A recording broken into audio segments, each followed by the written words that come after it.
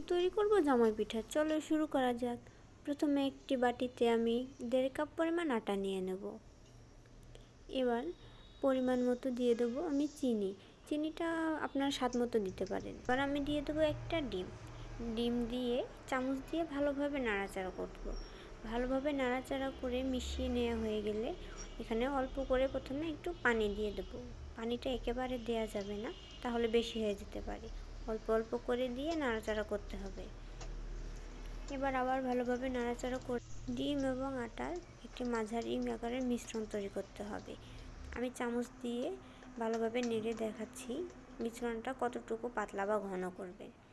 চামচ দিয়ে এভাবে নেড়ে দেখেছি। এবার আমি একটা কড়াইয়ে দিয়ে দেবো তেল। তেলটা একটু পরিমাণে বেশি দিলে ভালো হয়। এবার আমি সসটা গরম করার জন্য দিয়ে দেবো। গরম সস আটার মিশ্রণে হালকা ডুবিয়ে এবার তুলে তেলে ছেড়ে দিতে হবে। দিয়ে হালকা করে ঢাকা দিলেই সস থেকে পিঠাটা আলাদা হয়ে যাবে।